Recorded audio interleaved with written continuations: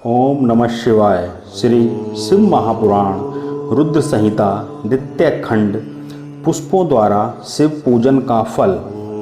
ब्रह्मा जी ने बताया, कमलपत्र, बेलपत्र, शतपत्र, शाव पुष्प से पूजन करने पर लक्ष्मी की प्राप्ति होती है। 20 कमल का एक प्रस्थ, 1 सहस्त्र बेलपत्रों का आधा प्रस्थ होता है। 16 पल का एक प्रस्थ तथा 10 रंग का एक पल होता है। इस तौल के अनुसार तराजू पर तौलकर सकाम पूजें तो सब कामनाओं की सिद्धि होती है। 10 करोड़ पूजन करके मनुष्य राज्य प्राप्त कर सकता है। हे मुनीश्वरों, शिवलिंग पर चावल, धूप, दीप, चंदन आदि चढ़ावें। सहस्त्र जलधारा से स्नान कराएं।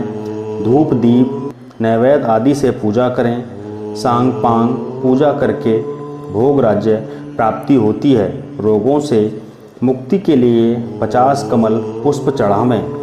कन्या के इच्छुक व्यक्ति 25,000 कमल पुष्प चढ़ावें। विद्या हेतु घृत चढ़ावें। मारण में 1 लाख से, मोहन में 50,000 से एवं राजा को वश में करने के लिए 10 लाख पुष्पों से पूजा करें एवं इतना ही जप करें। ज्ञान के लिए 1 करोड़ एवं शिव दर्शन के लिए आधा करोड़ पुष्पों से पूजा करें। कार्य सिद्धि हेतु मृत्युंजय का 5 लाख जप करें। मुक्ति का इच्छुक व्यक्ति कुशा से पूजन करे। आयु लंबी चाहने वाला व्यक्ति 1 लाख दूर्वा चढ़ावे। पुत्र का इच्छुक व्यक्ति 1 लाख धतूरों के फूलों से पूजा करे। धतूरे की डंडी यदि लाल रंग की हो तो शिव जी मुक्ति प्रदान करते हैं। प्रताप के लिए आग के फूल चढ़ावें। कनेर के पुष्पों से रोग दूर होते हैं तथा वस्त्र एवं संपत्ति की कमी नहीं रहती है। राई के पुष्प चढ़ाने से शत्रु की मृत्यु निश्चित है। चंपा और केतकी के फूलों को छोड़कर शिवजी पर सभी प्रकार के फूल चढ़ाए जा सकते हैं। चावलों को चढ़ाने से लक्ष्मी की वृद्धि होती है। 1 लाख पल तिल चढ़ाने से महापाप का नाश हो जाता है। 1 लाख या 8 प्रस्थ जौ चढ़ाने से स्वर्ग सुख की प्राप्ति होती है। ज्वर शांति के लिए जलधारा मंगल देता है। इसमें रुद्र जाप, मृत्युंजय जाप, रुद्र सूक्ष्म आदि का जाप श्रेष्ठ होता है। गंगा जल से मुक्ति प्राप्त होती है। कैलाश और बैकुंठ आदि की उत्पत्ति।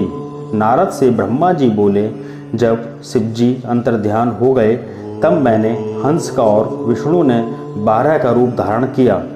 हंस की ऊपर जाने की गति निश्चित होती है और नीर क्षीर विवेक के कारण तत्व ज्ञान को जानने में तथा तत्व का निर्णय करने में समर्थ है और 12 की गति नीचे उतरने में निश्चल होती है।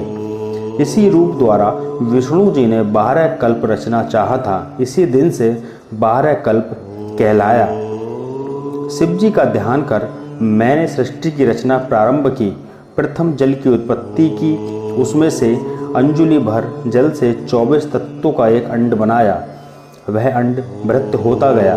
उसके विराट हो जाने पर मैंने भगवान विष्णु का ध्यान किया।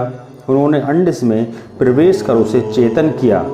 उसके सहस्त्र पैर, सहस्त्र हाथ, सहस्त्र नेत्र, सहस्त्र सिर आदि प्रकट हो गए। उस विराट पुरुष ने सारी पृथ्वी को ढक लिया। फिर विष्णु कैलाश से ऊपर बैकुंठ को चले गए। मैंने सृष्टि रचना प्रारंभ कर दी। पहले पाप की सृष्टि की जिसमें अविद्या और तप की प्रधानता थी। इसमें स्थावरों की रचना की। इसके बाद शिवजी का ध्यान करके त्रेज जीवों की रचना की। फिर सात्विकी देवताओं की रचना की।